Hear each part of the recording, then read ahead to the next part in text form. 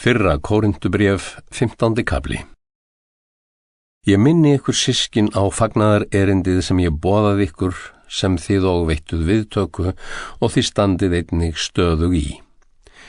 Það mun og frelsi ykkur ef þið haldið fast við það sem ég boðaði ykkur, ella hafið þið til einskis tekið trú.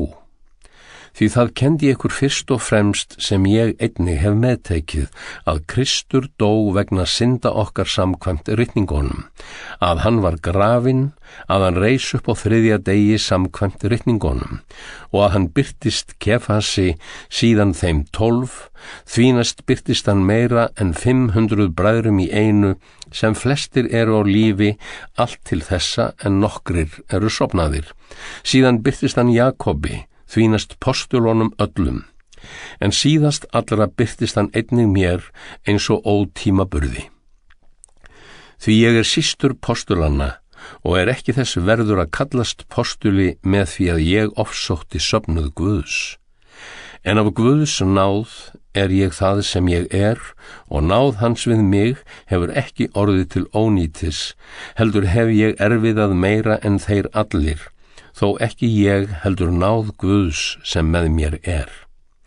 Hvort sem það því er ég eða þeir, þá predikum við þannig, og þannig hafið þið trúna tekið. Ef við nú predikum að Kristur sé upprisinn frá dauðum, hvernig geta þá nokkur ykkar sagt að dauðir rísi ekki upp? Ef ekki er til upprisa dauðra, þá er Kristur ekki heldur upprisinn, en ef Kristur er ekki upprisinn, þá er ónýt predikun okkar, ónýt líka trú ykkar. Ef ekki er til upprisa dauðra, þá er Kristur ekki heldur upprisinn, en ef Kristur er ekki upprisinn, þá er ónýt predikun ykkar, ónýt líka trú ykkar.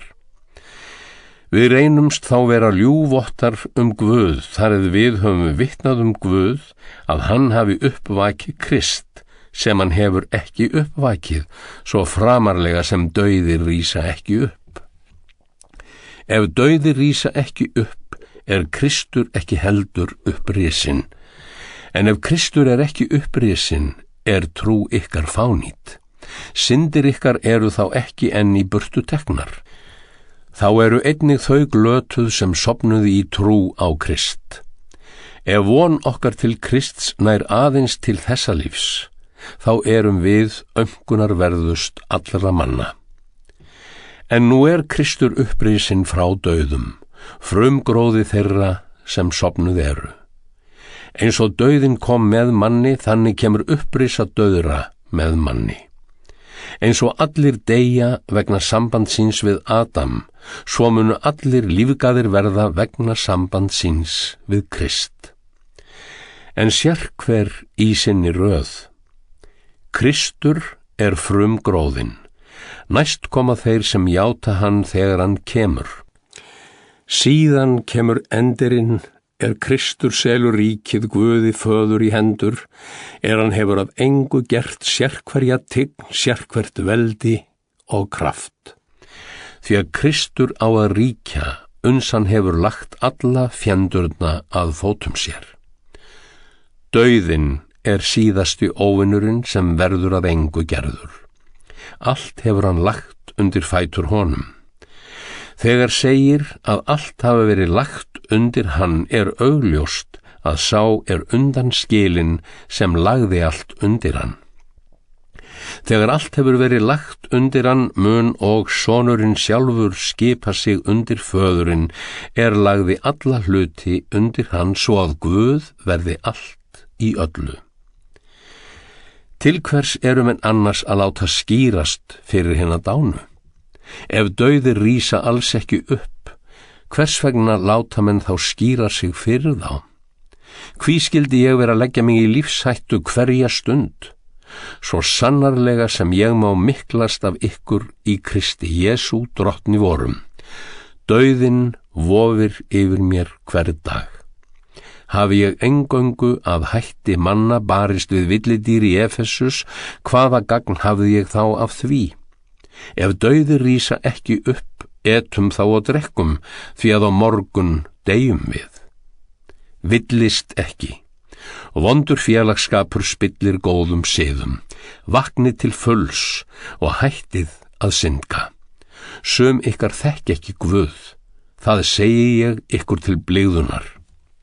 En nú kynni einhver að spyrja, hvernig rísa dauðir upp? Hvaða líkama hafa þeir þegar þeir koma? Heimskulega spurt. Það sem þú sáir lifnar ekki aftur nema það degi. Og þú sáir, þá það ekki sú jurt vex upp síðar sem þú sáir, heldur bert frækornið, hvort sem það nú heldur hveitikorn eða annað fræ. En Guð gefur því líkama eftir vildsinni og hverri sæðist tegund sinn líkama. Ekki eru allir líkamir eins, heldur hafa mennirnir sinn, kvikféð annan, fuglarnir sinn og fiskarnir annan. Til eru himneskir líkamir og jarneskir líkamir. En vegsemd hinna himnesku eitt og hinna jarnesku annað. Eitt ljómi sólarinnar, annað ljómi tungsins og enn annað ljómi stjarnanna, því að stjarna ber af stjörnu í ljóma. Þannig og upprisu dauðra. Sáð forgengilegu en upprís óforgengilegt. Sáð í vansæmd en upprís í vegsemd. Sáð í veikleika en upprís í styrkleika. Sáð jarneskum líkama en upprís andlegur líkami. Ef jarneskur líkami til, þá og til andlegur líkami. Þannig og ritað. Hinn fyrsti maður Adam varð lifandi sál. Hinn síðari Adam lífgandi andi. En hið andlega kemur ekki fyrst, heldur hið jarneska, því næst hið andlega. Hinn fyrsti maður frá jörðu, jarneskur, hinn annar maður frá himni. Eins og hinn jarneski var, þannig og hinir jarnesku, og eins og hinn himneski, þannig og hinir himnesku. Og eins og við höfum borið mynd hins jarneska, munum við einnig bera mynd hins himneska. Það segi ég systkin að hold og blóð getur eigi erft Guðs ríki, eigi erfir heldur hið forgengilega óforgengileikan. Sjá ég segi ykkur leyndardóm. Við munum ekki öll deyja, en öll munum við umbreytast í einni svipan á einu augabragði við hinn síðasta lúður. Því lúðurinn mun gjalla og þá munu dauðir upprísa óforgengilegir og við munum umbreytast. Forgengilegir og dauðlegir líkamar okkar eiga breytast í óforgengilega líkami sem dauðin nær ekki til. En þegar það gerist og hið forgengilega breytist og verður ódauðlegt, þá rætist það sem ritað Dauðinn uppsvelgdur í sigur. Dauði, hvar sigur þinn? Dauði, hvar broddur þinn? En syndin broddur dauðans og lögmálið afl syndarinnar. Guði séu þakkir sem gefur oss sigurinn fyrir drottinn vorn Jesú Krist. Þess vegna, mín elskuðu systkin, verið staðföst, óbifanleg, síauðug í verki drottins. Þau vitið að drottinn lætur erfiði ykkar ekki verða til ónýtis. 1. Kórintubréf 16. kafli. Hvað samskotin til hinna heilugu í Jerúsalem snertir, þá skuluð einnig þið fara með þau eins og ég hef fyrirskipað söfnuðunum í Galatíu. Hvern fyrsta dag vikunar skal hvert ykkar leggja í sjóð heima hjá sér það sem efni leyfa, til þess að ekki verði þá fyrst farið að efna til samskota þegar ég kem. En þegar ég svo kem, mun ég senda þá sem þið teljið til þess fallna með gjöf ykkar til Jerúsalem og skrifa með þeim. Ef betra þykir að ég fari líka, geta þeir orðið mér samferða. Ég mun koma til ykkar ég hef farið Makedóníu, því að Makedóníu legg ég leið mína. Ég staldra eftirvill við hjá ykkur eða dvelst jafnvel vetrar langt til þess að þið geti búið ferð mína hvert sem ég þá kann að fara. Ég vona að Drottinn lofi mér að standa við hjá ykkur nokkra stund og að ég sjá ykkur ekki aðeins rétt í svip. Ég stend við í Efesus allt til Hvítasunnu, því að þar hafa mér opnast víðar dyr að miklu verki og ég þarf mörgum andstæðingum að mæta. Ef Tímóteus kemur, þá sjáu til þess að hann geti öruggur verið hjá ykkur, því að hann vinnur fyrir Drottinn eins og ég. Engin lítilsvirði hann. Greiðið heldur ferðans svo að hann geti haldið áfram óhulltur og komist til mín. Því að ég vænti hans með bræðrunum. En hvað bróður okkar Apollós varðar, þá hef ég eindregið hvatt hann til að verða samferða bræðrunum til ykkar.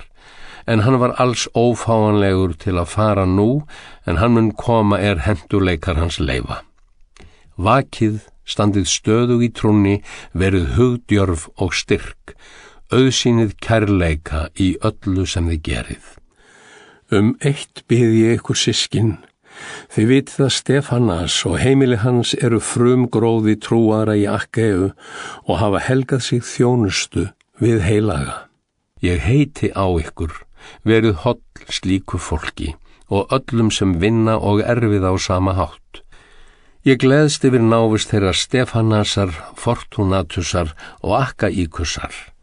Þeir hafa bætt mér upp fjarvist ykkar. Verið mér og ykkur til gleði, hafið mætur á slíkum mönnum. Söfnuðirnir í Asíu biðja að heilsa ykkur. Akvílas og Priska ásamt söfnuðinum í húsi þeirra biðja kærlega að heilsa ykkur í Drottins nafni. Öll systkinin biðja að heilsa ykkur. Heilsið hvert öðru með heilögum kossi. Kveðjan með eigin hendi minni, Páls. Ef einhver elskar ekki Drottinn, sé hann bölvaður, Maranatha. Náðin Drottins Jesú sé með yður. Kærleikur minn með yður öllum í Kristi Jesú.